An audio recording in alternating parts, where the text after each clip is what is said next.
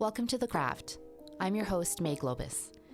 This podcast is a collection of intimate conversations on artistry, mastery, and life with talented, passionately curious creatives and entrepreneurs. Most are dear friends, some are those I've admired from afar. I hope you enjoy these conversations, this exploration of the humanity that connects all of us, as much as I do having them. Thank you for being here and for listening. Formation Studio co-founders Roman Magbanua and Saschie Maclean-Magbanua are a couple completely in sync with one another, in work and in life. Before opening their dance and movement space, Roman spent years in visual design for film, television, and videos, while Saschie paved her PR career path at Tourism Vancouver and agencies Yulu and Popcorn. Roman was born in Winnipeg and raised in Vancouver, growing up in an intense home environment. His tough and independent, yet observant spirit led him to follow his creative pursuits in visual arts and motion graphics, working for companies such as Microsoft, Rhino Creative, and Loud Crow Interactive. Saschie grew up in Cloverdale, a competitive cheerleader through her high school years. A serious injury sidelined her, causing her to rethink her identity beyond the sport she was dedicated to for so long. 11 years ago, it was a mutual love for dance that brought them together at a class, and after a short stint as just friends at first, they became partners in life and eventually in business. In this conversation, we explore the delicate balance of Roman's childhood, growing up with an addict father, how they do MDMA together once a year as a home date night in order to reconnect with one another, the loss of Saschie's younger sister in a car accident in 2014, the grief that came with it, and healing through dance. Formation Studio's thoughtful approach to dance and movement as both a therapeutic activity and philosophy, and what it means as a couple to put each other first while taking care of oneself at the same time. Please enjoy this incredibly deep and insightful conversation with this reflective, connected, beautiful couple, Saschie and Roman. Saschie and Roman, welcome to The Craft. Thank you so much. So excited to speak to you today. I know. I'm excited for this duo conversation. It's been so nice getting to know you guys more over the past couple of weeks. And I was thinking about how you and I met, Saschie, and it was way back in the day. You were still at Tourism Vancouver, and I think I was either at Love Social, and I think I was still doing editorial and freelance writing on the side. And I feel like we just crossed paths at events. I saw your face. People were like, you need to meet her.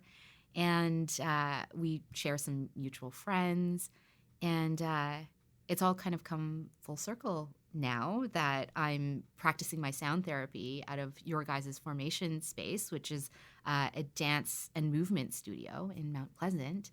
And what an honor it has been to get to know you guys more. It's been so nice. I love how things kind of circle around, and I feel like over time things have gotten closer and closer, and I always remember like staying on touch with you on social media and like being very connected to what you would share. And I was saying to Roman how you got us into that Solange concert when you were at Rennie, and it was the coolest. And it was a good show. Did it just blow your guys' mind? Shivers completely. It was very interesting to see from a performance standpoint how close she got to everyone and how she was able to connect with every single person there in a very intimate way with just holding everyone's attention in that space. Yeah, and I've never shared this publicly, and I'm sure, not that she's ever going to listen to this, but I don't feel like she would mind me sharing this, because I think it's just it's something to be said about her artistry and how intentional she is. So there were 3 shows in the Rennie Museum, and I luckily got to see 2 of them. And the first one, the entrance, so the way that she and her band and her dancers exited after the performance led into the second floor. And there was a room that was like around the corner. And after the show was done, I was like so excited she was in the building that I went back to my desk, which was in that room, and I was working. And when she came out, I overheard her talking to her band and her dancers. And she said, I was so nervous that everyone was so close to me. I had no idea that the guests of the show would be so close. So she was saying how nervous she was. But then she started talking about what she wanted to do next time for the next show. And so she was talking about how she maybe wanted to move this way instead or that way instead. And so the next show, when I went to go see it, she did move differently. So she didn't do the exact same thing for all of the shows. She iterated. Very cool. Yeah. You could tell that there was so much power and intention in how she moved through that space, and it was so beautiful and so unlike any other musical performance, let alone from such a large star. I was just captivated. I have a lot of respect for her. I think the amount of ingenuity and creativity that she has and that she's trying to pioneer, I think is pretty incredible. I think she has a new agency, or she's like rebranded her St. Heron agency and doing a lot more kind of like graphic design work and brand work. Yeah, her music videos are beautiful from a art direction standpoint, from a creative direction standpoint, just the colors, the music, and even the color grading on what she does. It's very there's a really specific tone, I feel like, that she captures that plays along with the music. And it's something that I've very rarely seen. Usually I'll see that intention with a Kendrick Lamar video, or a Childish Gambino, with, This Is America or things like that, where it really breaks a dimension visually, but also with the music as well. So saturation, as in it's like very rich. It's a little bit more muted, but I think it's because like the subject matter she's talking about mutes up, but then there's dynamic parts in the music and there's dynamic parts in the video that really hold your attention in both ways, but it makes you feel something in a multiple ways. And that's the way I think I like to learn and I like to teach, is when you can have a kinesthetic, auditory, and visual. I think she gives that as well. Without the physical, unless you physically dance to her music, which you're also very able to do with her beats. But everything just really connects. Again, going to the Kendrick Lamar point of view, where he's in a chapel and there's a light pouring through, or This Is America and he's dancing without a shirt, and the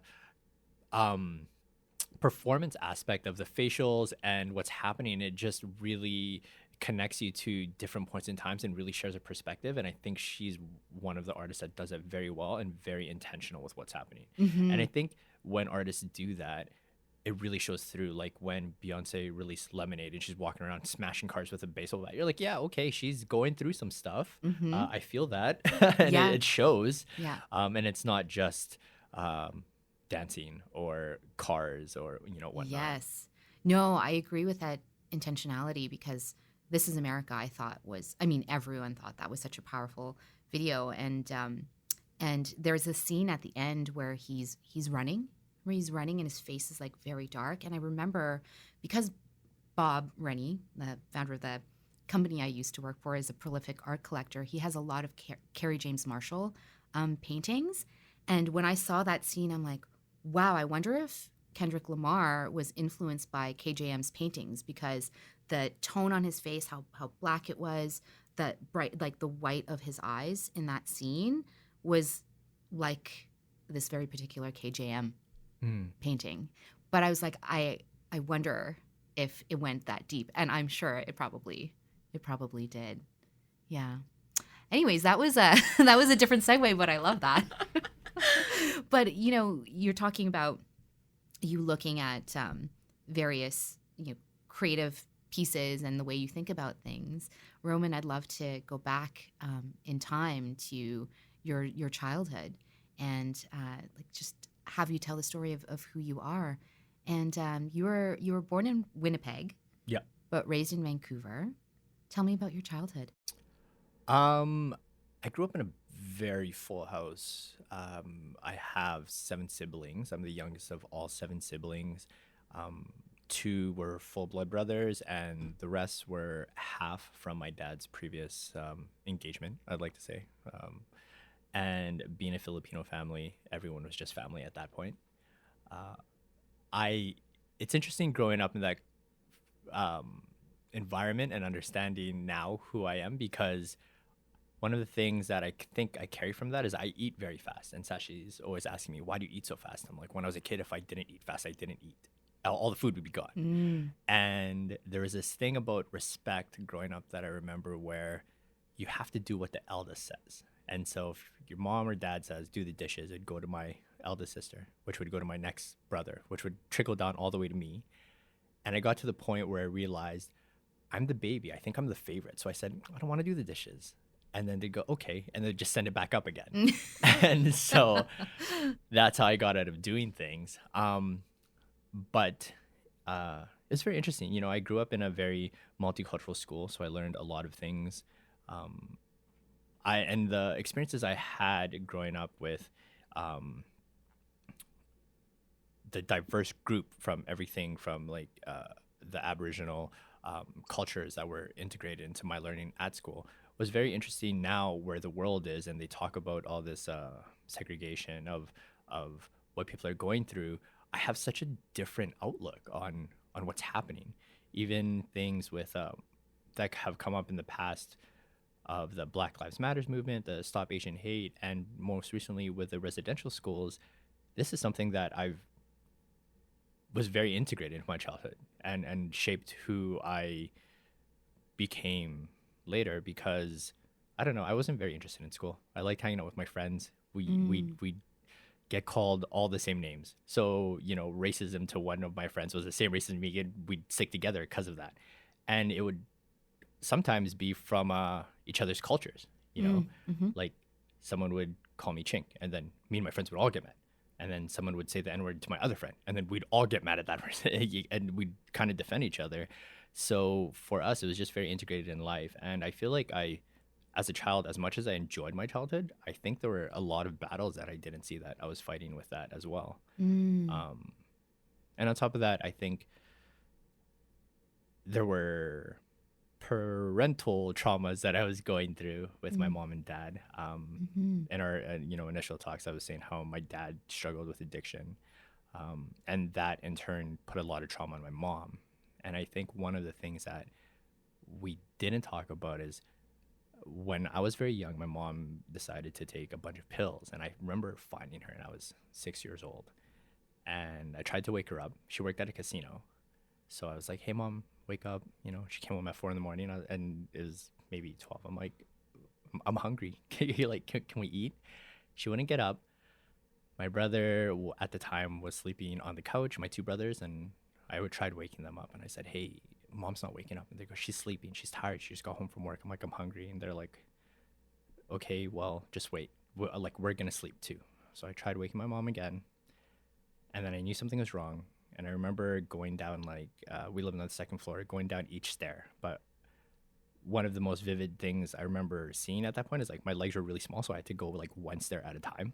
And my phone was cut off at the time because my dad pawned our stuff, and we didn't have money for the phone. And so I ran to this college across the street. I called 911, and I remember jumping to knock the phone down, and then jumping to hit the 9 and the 1 and the 1, and they're like, "What's wrong?" And I my mom's not getting up. And they're like, "Okay, well, where are you?" And I said, "I'm at the school." And I gave them my address, and they said, "Do you have a phone?" I said, "No, we don't have a phone. You can't call me." And they say, "How we go?" And I go, "I'll put a rock at the door." And they're like, "Okay, can you stay on the phone?" I'm like, "No, I gotta go now." And I remember I just left the phone or something, and then I ran back. And then I just remember that whole scene where people came in, and my brother's like, "Whoa, Mom's not waking up," and that whole thing happening. So that was interesting in itself, because I didn't know where I was. I think actually, now thinking back to it, I kind of blacked out who I raised me in that point where I was not with my mom. It was definitely my next closest brother, Romer, but there's a time there where I just don't remember. So, that happened at a very young age, and I think I became very independent from that point on, and just matured quickly. But looking back at my childhood, it was really fun. There's still so many good moments out of that, but there's also so many things that I don't think a child should have gone through.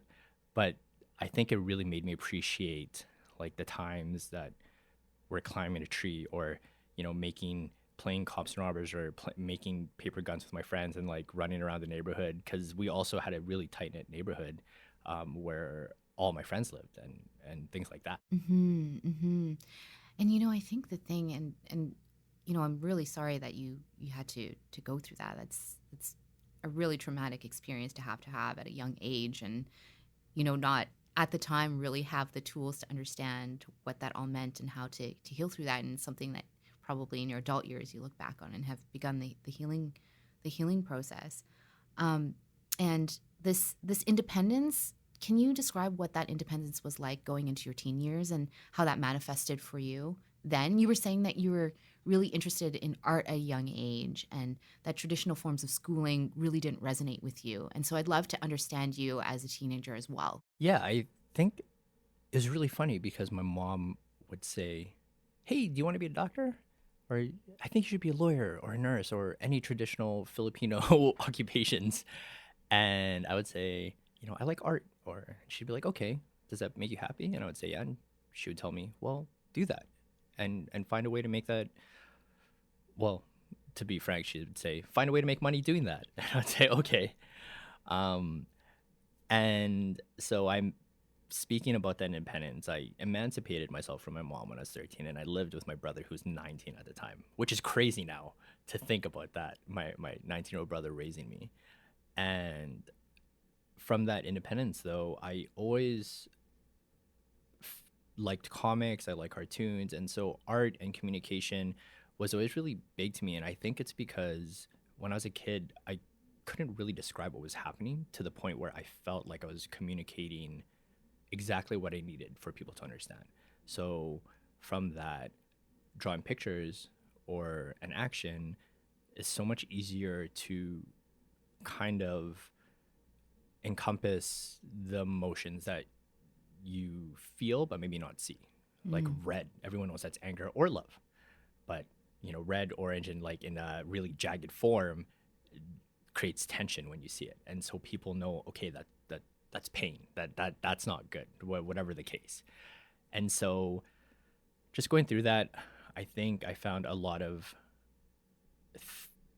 I want to say calmness in just art, graffiti, and comics, cartoons, anything like that, because there was something for everyone. Or I felt like whatever I saw within art, cartoons, graphic design, graffiti, it just felt like it was on the pulse of whatever that person was feeling. And you could see that from one look. Mm-hmm. Would you say that were you a sensitive child when it came to, or teen when it came to feeling things, or were you more hard on the outside and a lot of feeling inside? Oh God, no, I was a teddy bear. Like I tried, but I'd be that guy who would stand up for his friends, but like my voice would shake, and I'm like, oh, come on, stop shaking. even as an adult, if I get angry or whatever, I'm like, oh man, I'm too sensitive in the inside, but like I'm very protective at the same time. But it's a weird thing, getting into a fight, but like you're crying, but you're winning. Yeah. I'm throwing punches, tears roll into my eyes. So many feels. Yeah, my friends are like, yo, you're winning. Why are you crying? I'm like, I don't know. I'm like, I just hate this guy. Why does he make me feel this way? Yeah. They're like, but you're winning. I'm like, I know, but it feels like I'm losing because why are we even fighting? This is stupid. And like a lot of things always feel senseless to me. I think with everything I've gone through, I'm like, this is so senseless. Why is this even a thing right now? And you eventually went to VFS, so Vancouver Film School, correct? Yeah. And then tell me about your journey there and how it led to eventually what you were doing for work, which is creating motion graphics, visual design, user experience. That really opened my eyes. Honestly, when you're not exposed to certain things, you don't know the possibilities that are out there. And now when people talk about representation, I'm like, oh my God, yes. And even just, hey, this is an occupation where you can actually animate or, understand how to make a cover, and it's lucrative. And honestly, it's not something I ever thought about of like who designed this ad, this spot. I never really thought about that. And so going to school, I really gave it my everything. I researched all the top production houses, I researched all the top artists, and I would measure myself against them. And my teachers would say, well, you know, you can't be too hard on yourself because your stuff isn't as good as this person. And I said, why? I'm like, why would I want to compare myself to someone who's at the same level as me? I don't want to be like them. I want to be like the best. And so I would really try and do that. And really funny story, I hurt my knee. And I think I had a minor tear. And then there was a bus strike. And me and my girlfriend at the time broke up. So I was staying at her best friend's boyfriend's house in Strathcona. And I would crutch from Strathcona Elementary, because that's where he was doing running day camps, to the Vancouver Film School campus, like every day. And my friend's like, can you take days off? I'm like, no, I can't. And he's like, I don't think this is good for your knee. I'm like, I don't think it's good for my knee either. And so I would do that. And I had bruises under my armpits from the crutching. The crutches. Yeah. And then I would sleep at school, and the program manager at the time was like, you're not allowed to do that. I'm like, but I'm here till 4. And I can either cab home or have money for food for the whole month. Mm-hmm. And she's like, okay, what else could you do? I'm like, I don't know. And I'm like, it's okay, I'll figure it out. What that meant was like hiding in places to go to sleep, and then crutching or getting a ride when I could. And on top of that, since we're there so late and my mind kind of ran away with me, they had a rule of if you were late 3 times, you failed the class. And then I think at a certain point, you get kicked out of school if it's like 18 times or something like that. And I was on like my 17th time. So for the next 6 months, I had to go the whole 6 months without being late. And that was one of those, like, do you know David Goggins? No. Okay, so he's a ex-Navy SEAL, and he talks about like eating souls. When life gets hard, he's like, you smile through the pain, and you know, if it was the devil putting you through this pain, he'd be like, oh my gosh, this guy's more crazy than me. So that was my moment of, okay, hell or high water, I'm gonna make it to every single class, and I'm gonna show everyone that like I'm not a fuck up. And it's funny because I don't think anyone thought that, but in my head I made up the story to keep me going. To very Michael Jordan of me to make up something that didn't exist to keep me going. And so I finished school because it was something that I loved more than anything. And years later, going back to teach, when I asked the people in the program, do you know this company? Do you know this company? Do you know this artist? And they don't. I looked at the person I was mentoring, and I was like, what are you doing here? Like, if you don't know any of these people, who are you comparing yourself to? What are you doing to get better? And it was interesting because I had such a, I guess, aggressive style to myself to go through school and to understand that. But it was one of the best times in my life in terms of growing up in an environment where people supported you.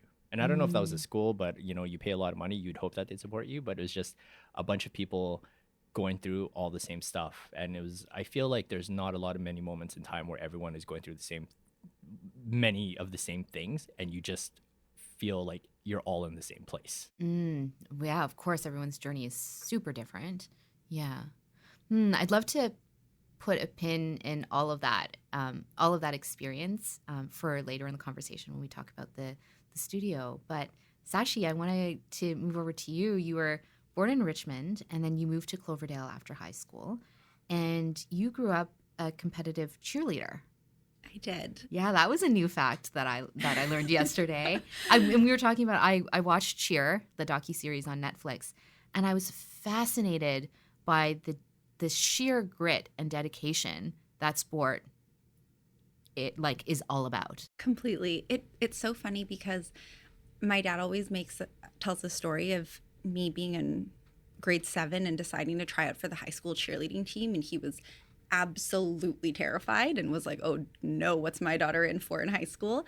And then I was very lucky to have a fantastic coach who ran that program. She was an ex-gymnast and she was a teacher at the high school, and she made everything very focused on the athleticism and the team building elements. So we never cheered for games. We only ever focused on competition. And so I think it was one of the most kind of forming elements of my adolescence and into my adulthood, because I learned so much about commitment and pushing through difficult times, and also that unwavering dedication to your teammates. Because my friends and I joke about it now, because I'm still extremely close with the women or the girls that I met at the time doing cheerleading, because you're literally responsible for their safety when they're up in the air, and you are the person throwing them and catching them.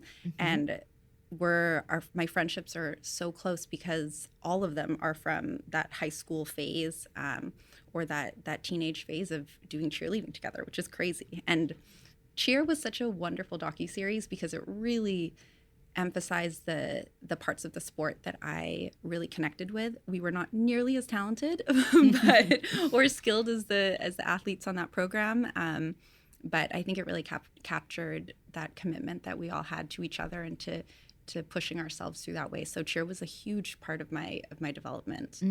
It's like the biggest trust fall ever. Yes, it is. Literally, I always joke with my best friends, because one of them's like broken my nose, the other one has like threw her elbow into my lip and punctured my tooth went through my lip because of that. Like, oh my gosh, we've all had so many moments that are like extremely physical in those ways, but we were so committed to each other in those moments and working towards the same goals. So yeah, it's been very good for my friendships. Yeah. Tell me about your mom and dad. My mom is the sweetest person in a room. She will make friends with anyone. I took her for a walk at Pacific Spirit Park earlier in the summer. She's literally like so enthusiastically saying good morning to every single person we pass. I'm like, Mom, you don't need to do that to every person.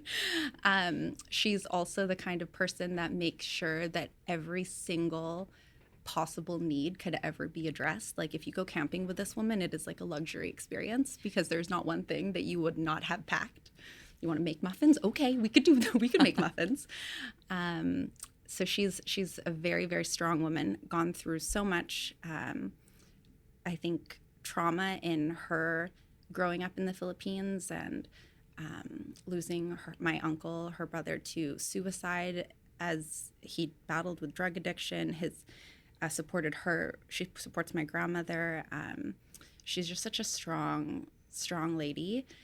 And my dad is probably the most, like, integrity is the word that comes to mind for my dad. He's like the most value-driven person. Like, after my sister died, when he came home, he was still in Africa. And he came home, and like one of the first things that he said, he's like, well, we have to start a scholarship for her. And it's like, my dad is always the kind of person to think about the greater good. And I think that's reflected in the work that he does too, because he works overseas and kind of does what he thinks is his part in trying to keep the world a good place. And yeah, he's just a very virtuous man. Yeah. And you, what were you like as a child and then into teen years? I think as a child I was totally a brat. I think I definitely had a spicy side to myself. I was always the mean one to my cousins. But I grew up and was much nicer as a teenager. But yeah, I think as I really became focused on my relationships and my friendships, and was very interested in doing good. Like, I felt like I had those restraints on what good was as a teenager and what a good girl was, and doing well in school, and showing, like, I want to say, like, these kind of ideas of perfectionist ideologies and tendencies, especially in high school, and just being a good girl and doing well and getting good grades and doing what I was supposed to do, and not getting into trouble as my other friends were having fun. Yeah. No, I resonate with that quite a bit. It's like sort of this this role that you play. You just want to be the good girl who does everything right, and in that way you're not burdening your parents. And I think my sister and I had a 7 or 8 year age difference, and so I also took a lot of responsibility, I think, for being like second mom in a lot of ways, especially when she was younger. So I think I grew up with kind of a different level of responsibility because of my parents' working hours and that kind of thing. So I think I naturally kind of went into more of that role as well. And then you tore your ACL in university. Was that devastating for you? Like, were you heartbroken that you tore your ACL and sort of had to put the cheering on the side? Yeah, that was a very difficult time for me because it was such a big part of my life, and that injury really changed the way that I had to function. And like the dedication to the team was still there. Like I still went to practices even though I just sat, and I still traveled to our big competition for the year even though I couldn't compete. And it was really heartbreaking to me because I also had a coach that year that really disregarded our physical well-being, and I think that really frustrated me because of the way that he handled things, and it was upsetting, and it really changed the way that I had to identify, because after cheerleading, being so committed to it, I had to find new ways that I could see myself, because it was not only my social outlet, it was something or in addition to being dedicated to it from kind of a physical outlet, it was also my social outlet. It just took up so much of my time that I had to find new ways to figure out who I was after that. Yeah, I was even going to say, from even just your daily schedule, like that would shift massively, because I'm sure you had like lots of practice hours and they were like probably like clockwork. So even then, it's just even how you function from your day to day. Exactly. My whole schedule changed. I needed to find new ways to find friends and to socialize, because if all my friends were cheerleading practice still and I was not, like it was a different scenario for me. And I probably spent like at least 4 hours a day at the gym, like at the cheerleading gym training. So yeah, it was a big shift for me. So how did you find those new ways? Like, what did that turn into for you? I think it was a good time for me to refocus on school, and I was able to probably attention I should have spent there anyways at the time, but I did refocus on my studies. And I think at that time I was in PR school, so I was doing really well and felt like I had a bit of more of a trajectory in my career, rather than just going to university and not feeling like I knew where that was going. And then eventually that inspired me to go to a dance class, and I needed a new creative outlet. I needed a new physical outlet. I remember dragging my cousin to come do like a drop-in hip-hop class with me one Saturday afternoon, and feeling like very nervous, but it was a really good place for me to start that. And it's how you two met. Yes. Yeah. At Harbor? Was it Harbor Dance Center? Yes, I love this story. I feel like it's such an incredible story because you guys met 11 years ago, and then you had a year break when Saschie went over to New York for an internship, and then you came back together with more intention in your relationship than before. Yes. I love the silent finger pointing. Like, this is you. Yeah, I don't. The story's really funny because when Saschie introduced herself to me, I didn't know that she was going to this event with me and my friend. And she turned around and she said, "Hi, Roman, my name's Saschie." And obviously, I was like, she's so into me. And I wasn't. And then the only way I knew how to flirt was well, actually not even flirt, to show affection is to, make fun of the people I care about fondly. And before the, whole pouty lip thing, everyone would do duck face. And I remember looking at Saschie when we were taking a photo and asking her, like, "What's wrong with your face?" You kept asking me if a bee stung my lips. I thought he was so mean. She was but asking, he secretly was in love with you. She didn't know what I was talking about. I'm like, what's wrong with your face? And she goes, "What do you mean?" I said, "Your lips, they like quadruple when we take a photo. Like, what are you doing there?" And yeah, she didn't like me very much after that, and we took another dance class together. And I asked her again. I'm like, "You look awful. What are you doing here?" And she was super sick. I think she was coming out with the flu, and I got her a Gatorade. I told her to relax, and I really took care of her because I did really think fondly of her as a friend. And from that point on, I think we just started to build a really, really good friendship. Actually, before anything else. Yeah, it was kind of a turning point. I remember being on a phone call with my girlfriend, being like, I think I have a crush on this guy. She's like, who? And I was telling her all about him. But I wasn't sure yet because I think it was in my early 20s and I was very open to kind of whatever happened. I hadn't had a lot of relationship experience at this point. And so I was just letting things unfold naturally. But tequila always helps with that.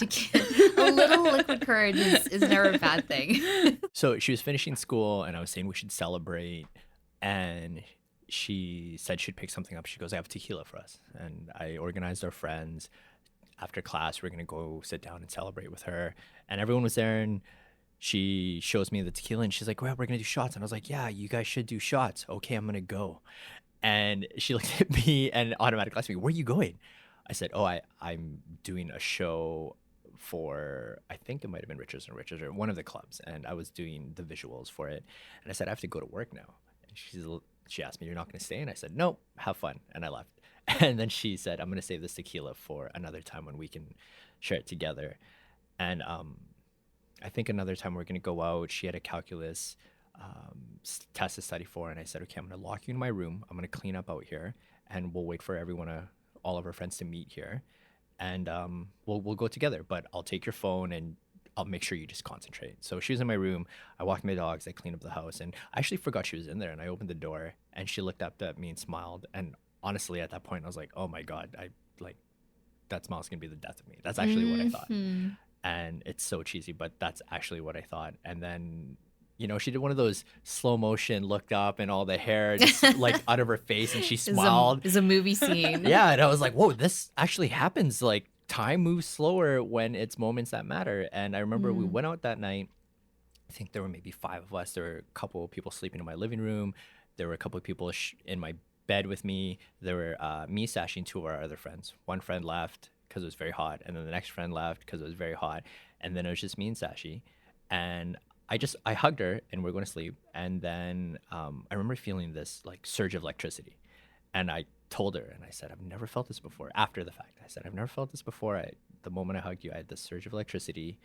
And then, she turned around, and it was really funny because we argue who made the move on who. And I say she made the move on me because her forehead was on my chin. And we kissed, and she keeps on saying, "I made the move on her." I'm like, "There's no way my mouth could contort itself to kiss you. You had to look up, and I had my arms around you, hugging you. And so you had to have made the first move on me." And now you agree to disagree. We agreed to disagree. And I thought it was so fascinating when we were chatting yesterday that you were both telling me that once a year around a very specific time, you both have a date night and you do MDMA together to lower inhibitions and chat and reconnect. Yeah, that was, I think, it's one of my favorite things that we do in our relationship. And I was never, like I said, growing up, I was the good girl. So I was never very experimental with these kinds of things and had quite a few judgments on taking drugs. But after some really good conversations with our friend who's a doctor and Roman kind of educating me on the more therapeutic uses of things like MDMA, it was something that I opened my mind to. And after going through the loss of my sister, I became much more open to different ways of healing. And while it took some convincing, we had this first MDMA date, and it was so beautiful and so unlike anything I'd ever experienced before. And the intention that was set behind it, Roman made the house, he cleaned up for me. He made the house super cozy, made a pillow for it, put on this amazing playlist, made sure that our minds could be completely free and have no kind of hanging tasks over us. And we were just able to be really present with each other. And it was a pivotal moment for me, because doing that together, not only did it allow us to have this new kind of connection, but it was also the first time that I feel like I'd seen, it's like you're holding a flashlight and you can see everything in front of you, but it was the first time that I'd like turned the flashlight around and been like, oh my God, there's all this other stuff here. And so I think that was a huge shift for me and how I developed as an individual as well, because I didn't even know that there was all this other stuff that I could kind of poke away at and start pulling apart and start asking questions about. And being on the drug allows you to do all of that without the same kind of judgments or fear that you would maybe have in regular life. So while it's a beautiful way for us to connect, it also was beautiful for me as an individual. And I think that's what Roman really wanted for me in kind of prompting this too. You say convincing. I'd like to reframe that as educating. Okay, fine. Because when I came, and May, I was telling you, I had like a dossier. I was like, okay, this is what's happening at Johns Hopkins. This is the effects of what it does on your body. This is the brain. I really wanted to, and the way I've always thought about it is from a way of opening yourself up to something deeper of understanding and not just partying. And I really wanted to make sure that this isn't something we're going to go frolic around in the city and get into mischief. This is really, we're going to just be at home, just me and you, and experiences, whatever happens. Yeah, because you were telling me that you really respect ritual and ceremony, and you've done ayahuasca yourself. Yes. Yeah. And I think you had such a, I've never heard anyone describe it before, but you were talking about how they tell you to have like a very clean body. And I'd love for you to say the reasons why they want you to have a clean body, because I thought it was a really beautiful explanation about the medicine. Yeah. From my interpretation of what I've read and what people have told me, when you're in an ayahuasca ritual, Aya is very possessive over you because it's her experience that she's taking you on. And if you have, let's say, you smoke weed or alcohol in your body, it just feels like disdain. I think it's the one way it made me feel is that if, let's say you have a one night stand and you go home to your girlfriend or whatever, and she knows, but you don't know she knows, and you're trying to hide it, something like that effect where you're trying to, but the purity of what that is and what that experience is it just has to be an agreement that I'm doing these things to show you that I'm committed to this experience. And that's what that whole ritual meant for me, and everything the shaman told me. I respected it. I respected it to the nth degree. Yeah. And I do really love this conversation in and around this trauma and this healing. And so I want to get into formation, but prior to doing that, I wanted to explore a little bit, Saschie, about losing your sister to a car accident, and tell me how that felt for you, and then also how you moved through that grief process since then, because we were chatting that grief isn't linear. It comes and goes, it ebbs and flows. Yeah. So my sister and her boyfriend Cody passed away in a car accident on Thanksgiving in 2014.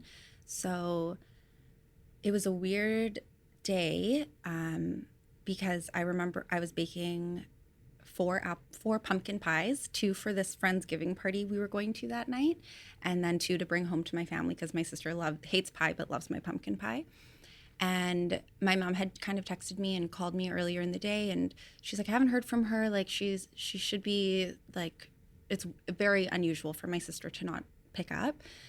So there was already kind of a seed of uncertainty planted throughout that day. And then hours later, we still hadn't heard from her. My mom and we were at our Friendsgiving dinner, and I excused myself because I just couldn't concentrate anymore. I was just looking at my phone, waiting to hear an update. It was so unusual. The weather was awful that day. It was like torrential downpour. And my mom, I go into the second room, and I'm just calling my mom, and we're both calling hospitals, trying to see what happened, seeing if anyone had heard anything. And then I think I was calling Richmond General Hospital, and my mom called me back, so I switched lines, and it was just her screaming, and I could just hear her. And the police officer picked up the phone, kind of explained what happened. So the officers are there with my mom, and then I had to call my dad and let my dad know, because my dad was in Africa, and that was a strange and heavy moment for me to realize, which I only just was journaling about. And Roman kind of blew Roman's mind when I was telling him about this, how weird it was that I, as my dad's like adopted daughter, had to call him to tell him that his real biological daughter died, and how weird of a triangle that was at that time. And only something I just realized. So like how grief evolves, like there are things that still surface like years later. But anyhow, it was the first significant loss I'd ever experienced. I was 25, she was 17. And it was just chaos. Your world goes upside down, everything goes black and white. And for me, at least, my family, though, is very, very close, and we felt very supported and very loved through that experience. So there was a lot of people holding us up at that time. But I think actually one interesting part is, because it was a car accident, victim services is there through, I think it was Delta that the accident happened. So they really call you and nag you to go see someone, which I'm so thankful for at this point, because they would literally call me every other day being like, have you booked a grief counseling appointment? Have you booked a grief counseling appointment? So I finally did, because I just wanted them to stop calling me. And I'm so happy that that was part of their process, because going to grief counseling was extremely helpful for me. I was able to connect with this therapist that I really felt comfortable with right off the get-go, and helped me navigate what was so chaotic and what was something that was so unfamiliar to me, and so different than the experience that like my mom or dad felt as well, because grief as a parent, I think, is hugely significant in a different kind of weighted way. And actually learned from my counselor that often parents tend to grieve better with other parents in more of a group setting, whereas I think I needed that individual space to figure everything out on my own. And it just changed over the years. I saw my counselor for probably 5 years pretty regularly, like very consistently at the beginning, and then over time it decreased in frequency. But through that, I just learned a lot of different ways to cope, and journaling was one of the huge ways that I helped get myself through that initial phase. And whether it be writing letters to my sister, and I have like a separate journal that I was doing that in for a little while, or a lot of it was also numbing. And I watched a lot of Grey's Anatomy at that time, and literally would just lay on the couch and like eat barbecue chips for a long period of time. And that's, I think it was a few weeks into that where I actually also remember her saying, like, if you feel like moving, like that's a good thing for you to do too. So that's where we're reconnected with dance, because I hadn't danced in quite a few years, but I saw a friend teaching a dance class, and it was to a Beyonce song, and I love Beyonce. So I was like, okay, this could be a good moment for me to, move differently, care for myself in a different way. And I went to that dance class and felt so free from my mind, because it was the first time that I was out of my own thoughts, because I had to concentrate on what was being taught to me in the choreography, and I had to move my limbs, and it was so consuming. And I remember leaving that class just being like, wow, that's the first hour since she died that I wasn't just thinking about it. And it became a very therapeutic outlet for me, and that's kind of what prompted dance to be such a big part of our life, and now evolved into formation. Yeah, so it was RSVP 33 first, and then now it's formation, and you guys have your own studio, and it's beautiful. So congratulations, because you opened that in 2019, yes, right? That's so right. it's still fairly new. Yeah, like the formation iteration of it. It feels like forever though, because of COVID. Yeah. You just want to get after it, but very old, like old. It's a time warp. Yeah.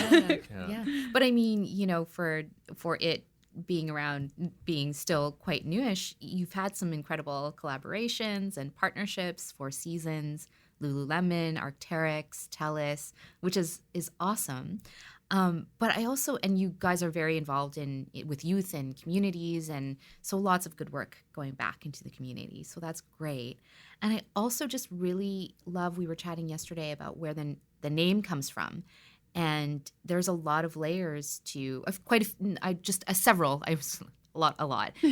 layers to the name formation, which I'd love you guys to share. Yeah, the name came from, first off, us observing what our clients go through. And then we polled to make sure that what we're observing was true for the people that we saw. And really, what we're noticing from everybody that took RSVP 33 was a transformation of self. You know, you'd walk in one day and they'd say, "Oh, I can't dance, I have two left feet." And they would leave class and they're strutting to their car.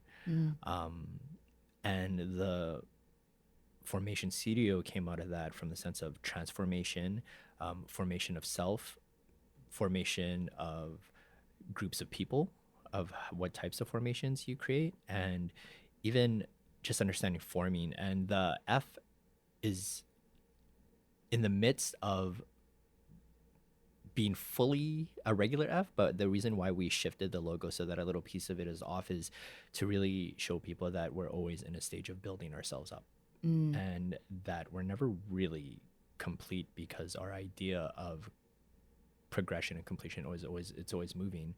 And yeah, that's where we really wanted to, when people saw the name or saw the logo, they understood what it meant, or like internally connected to it.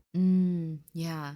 And the reason why I resonate so much with what you guys do is there's just so much intention that you put into your reason for existing.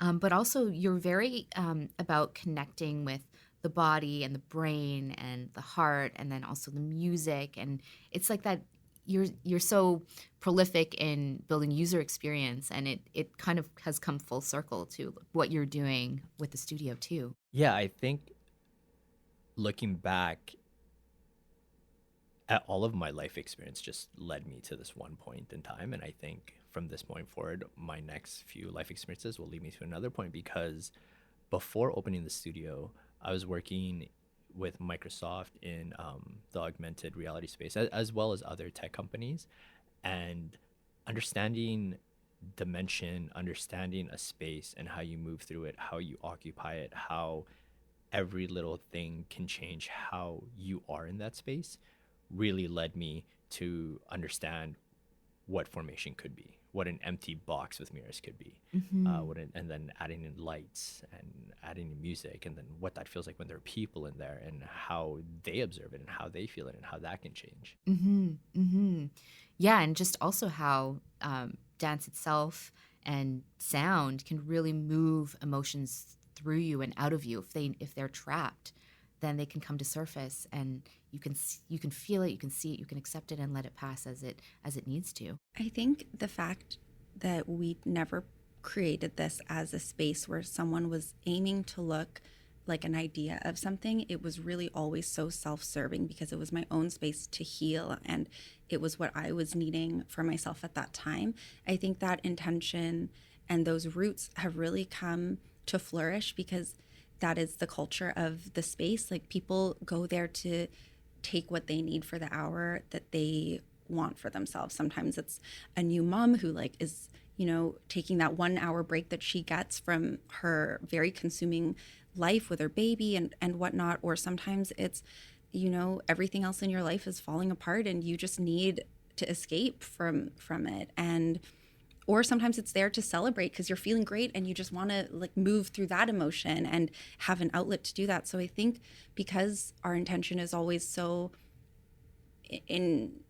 informed in yourself and how you want to be, it's come to life in a really, really powerful way for people. And it's really cool. It makes me very happy to see that other people use that space as the way that we always wanted it to be used. What I think is really interesting hearing us talk about it now is when people come to formation and they choose a class to take, I think we're one of the only studios who talks about the after effects of what you feel. And you guys are very educational, in your social media about all of these things. It's incredible. And it's on our website as well. And I think when you go to take a class, you don't ever think you're going to pay for what Saschie just described. You're not going to buy a dance class and say, and think to yourself, oh, I'm gonna get stability in my life after this, or I'm paying for escapism today. Yeah. But it is all of these things, and it's weird when there's not a tangible to what you're buying, and it's mental or even physical. Right. Yeah. No, it's incredible. We were talking about integration yesterday, and how important that is in the healing process and can be bypassed quite often. Yeah, going back to ayahuasca rituals and Saschie talking about her therapy, with all of these experiences that we had, one of the things I decided to do when I was researching everything after my stint in technology, I went into coaching and I took a coaching program. And that was important for me because everyone talks about unpacking what's happened, unpacking emotions, and I love that. But what I didn't see a lot of was integration. After you do a ayahuasca ceremony, one of the things they say is like, be very gentle with yourself after. Be aware of what you're allowing yourself to be around and how you move forward in the space, because really it's a funny thing to touch the universe and then come back to reality and someone's talking about social media. It's kind of a buzz killer when you've just been in the ether of the world. Right. And so for me, I wanted to talk to Saschie and collaborate with her and find ways that we could create formation so that it helps people integrate back into the world after these breakthroughs, either with themselves, with a friend, with talk therapy, with anything like that, to give them tools to really be able to move from the present to the future in a more impactful way. I love that. I love that so much. There's so much intention. Yeah. Well, I have a couple more questions. Four specifically. As I was saying, getting to know you more as a couple, I can't help but notice and appreciate the beautiful way that you guys fit together. And it's not because you're exactly alike, but it's because your individual traits are super complementary. I mean, nobody can see this, but they're literally, Saschie is all in white and Roman is all in black. But I mean, it's beyond the color coordination, or not coordination. But Saschie, you were saying that Roman has an incredible ability to see things ahead of time. And Roman, you were saying that Saschie brings a lot of lightness into your life and that she really helps ground you. What's one thing that you would say to each other right now, straight from the heart? You're the best. I think Rowan is literally, so I tell him all the time, I don't know if he takes it seriously, but I always tell him he's a genius. I feel like he is so incredible, but does not recognize it sometimes. I really think he's the best. I would just tell Saschie I love her. Like, I love her so deeply. But he tells me that all the time anyways. And it's one of those things that when I was talking about imagery again, it's one of those things that I really can't express.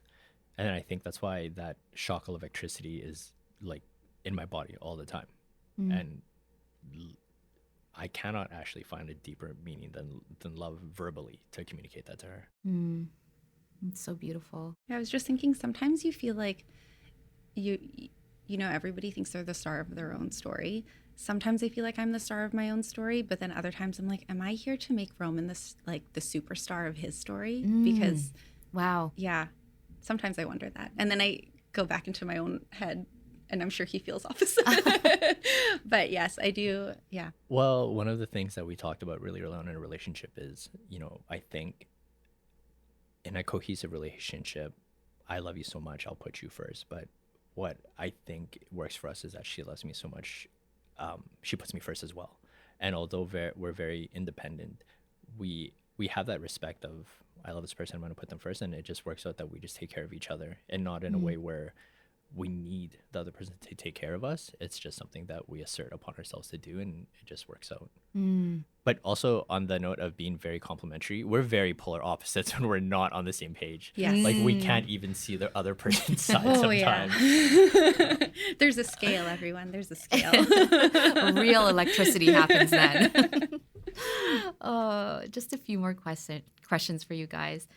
Saschie, if Chantel was here in this room right now, what would you like to express to her about what she brought to your life for the time she was here? I think she showed me one of the moments that I don't remember if I said this to you, but one of the most impactful moments I've ever witnessed was at her celebration of life. We had to find like a huge venue because it was the loss of two senior high schoolers, and so it was a whole high school and a huge community that was coming out to mourn them, and likely the first significant loss for all of these youth. And it was hugely impactful for me to see like an auditorium of 1,200 people for a 17-year-old. And I was like, wow, this is how much like you can touch people at such a young age. And I think that has really shifted how I go through my life, because you know that what you do really makes a difference with people. And when you're gone, like, people feel it. And at 17, to see how many people she touched, I think I always carry that with me. Not just that she's gone, but knowing that you have the power to touch a lot of people. Yeah. So that's something that I know she's always with me, though. Yeah. Yeah, that's really wonderful to feel her all the time, I'm sure. And Roman, you grew up with a father that was an addict. And reflecting back on that experience, what would you tell your younger self who is going through that, knowing what you know now as an adult? Tell him it's going to be okay. I mean, even though he knew that, I think as a child, if I said that, I would say, yeah, I know.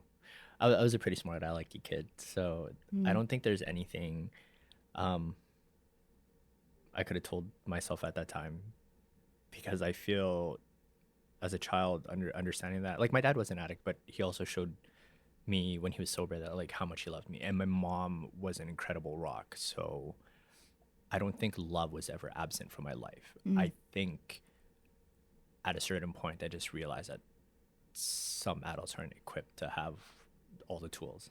And I just to elaborate a little bit, I think when I was 6 or 7, I looked at my parents and I was like, you two shouldn't be together. Like, you make each other sad. And then I went to go play. And then them, like, looking at me and just being like, you're a kid, you don't understand. And I'm like, no, I think I see everything in the purest form. And that's, yeah. So I don't think there is anything I could say aside from it's okay. But I definitely think I would just tell myself, I know. And my final question, the question I ask all my guests, with what it is that you do, what is it that you want to leave behind in the world? I think everything for how I operate is all about living in a way that allows other people to find the light within themselves, despite the difficulties, and maybe feeling seen that is possible for them. I think I'm really comfortable sharing my vulnerabilities, and feel like when other people know that they are not alone in that, find power in that as well. So I think allowing people to be seen and see themselves for the light that they have, and what, can come from that. Roman? I'd like to leave legacy with my children.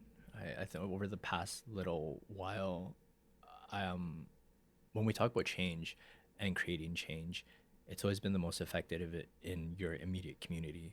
So legacy from my children or child would be to be a good a really good role model, or something to create a framework of, and how they want to affect the people around them and have that ripple through their community.